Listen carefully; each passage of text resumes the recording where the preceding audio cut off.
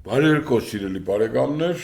ինչպես խոստացել էի, քննադատությունը մի կողմ եմ տնում եւ այսօր կխոսենք բանկային համակարգից։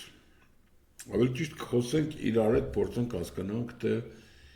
ինչ փոփոխություն ենք ուզում ունենալ բանկային ոլորտում ֆինանսների հետ կապված։ Եվ այո, քանի որ այսօր խոսքս հասանելի է դարձել բոլոր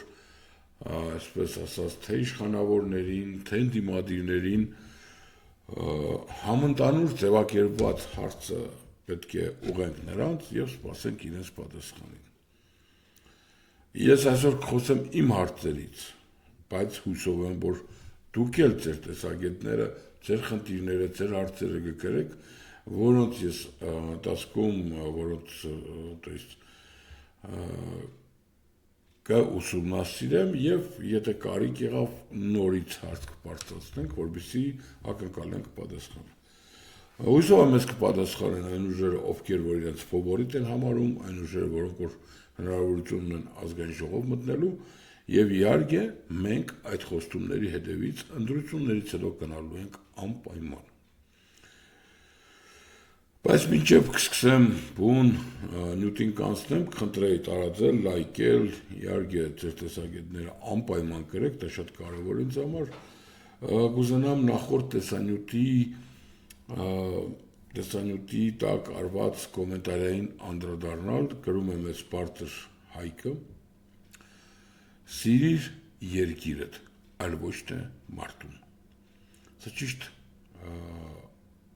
ճիշտ գաղափար է։ Տեսեք, ամբողջ իմ պայքարիս ընթացքում ես պայքարել եմ ոչ թե անձի դեմ, այլ կուռքի դեմ։ Եվ հիմա մենք մի ջրբաժանի մեջ ենք, ջրբաժանի առաջ ենք կայնած, որ պետք է նոր ընտրենք կամ հնին վերընտրենք, չգիտեմ ու մոտ ոնց է, բայց պետք է հասկանանք, որ կուռք ստեղծելու կարիք չկա։ Լինելով քրիստոնյա ժողովուրդ, մենք պետք է հասկանանք, որ մեզի Աստվածաշունչը հենց արգելել է կուռք ստեղծել։ Մեր միակ հավատքը, մեր միակ Տերը դա Հիսուս Քրիստոսն է, մեր Տեր Աստվածը։ Всё սրանով սահմանափակ է։ Եվ եթե Աստված կամենա, որ այս երկիրը չլինի, ոչ մեկս ոչ մի բան չեն կարող անել։ Աստծո կամքը պետք է լինի ամեն օր մեզ հետ եւ մենք պետք է պաշտենք մեր Տիրոջը, այլ ոչ թե պաշտենք երկրի ղեկավարին կամ չգիտեմ մեկին, Հիմա ուզում եմ մի հարց տալ մեր ապագա, այսպես ասած 19 վարչապետներին, ովքեր որ հայտ են ներկայացրել ազգային ժողով մտնելու։ Հայաստանի Հանրապետությունում կա բանկային համակարգի շատ վատ իրավիճակ։ Եթե չասենք, որ բանկային համակարգը ուղղակի դա լոմբարդային համակարգ է, որը նախատեսված է ժողովրդին թալանելու համար, դա ամենամեղմ գնահատականն էր, որը կարելի էր տալ այսօրվա Հայաստանում գործող բանկերին։ Մինչ բուն հարցին անդրադառնալ, ասեմ, որ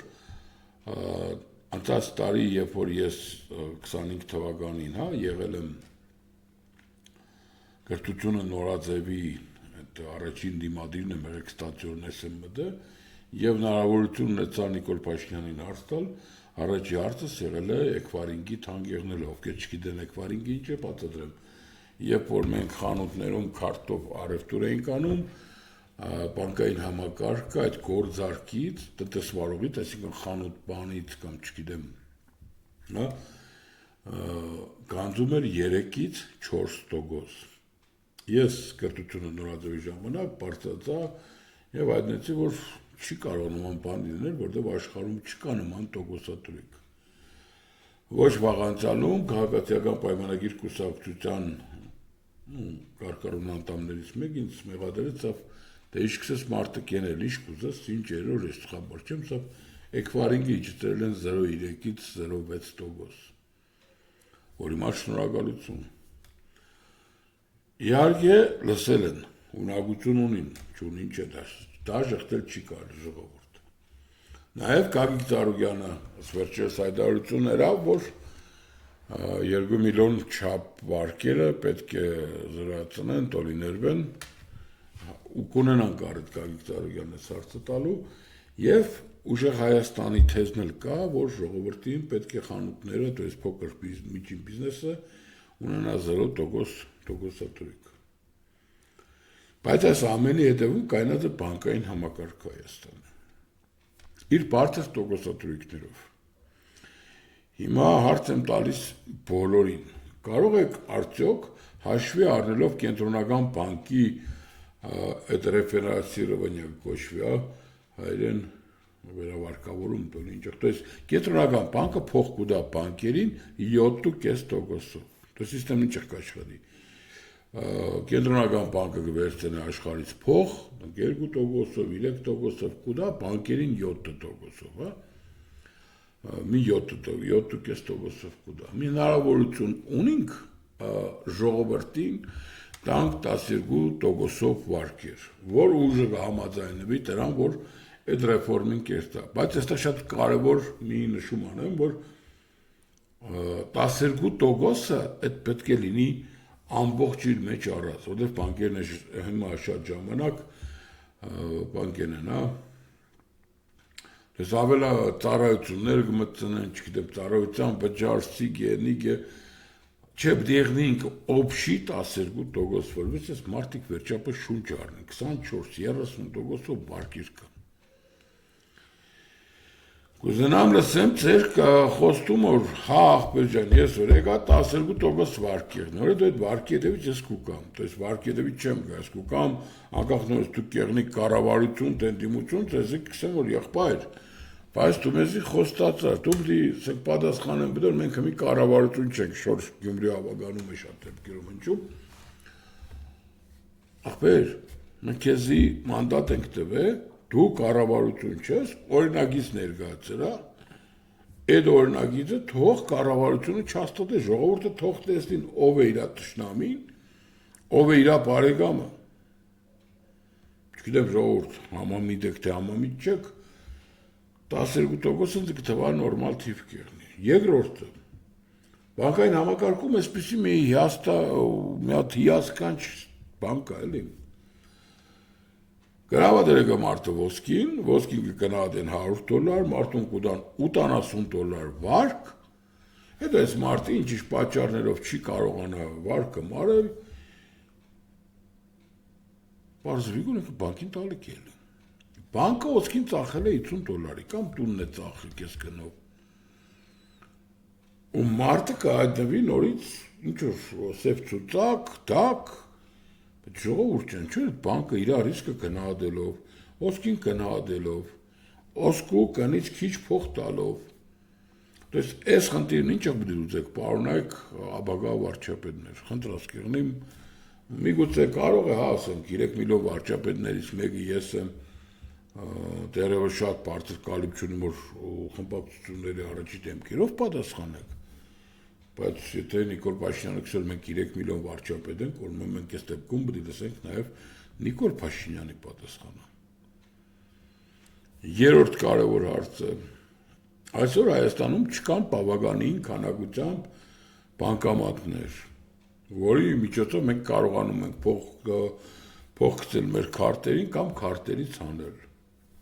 Դրա համար կա երկու տարբերակ, то есть գցելու, կամ մենք պետք է տաքսի նստենք ասենք ինչ-որ գլխամաս, որպեսզի առանց տոկոս մեր քարտերը լիցքավորենք, կամ պետք է օգտվենք տեքսել, չգիտեմ, в общем, այդ ապարատներից, որոնց պրոստը տակ 400 դրամ գումար կուտանք։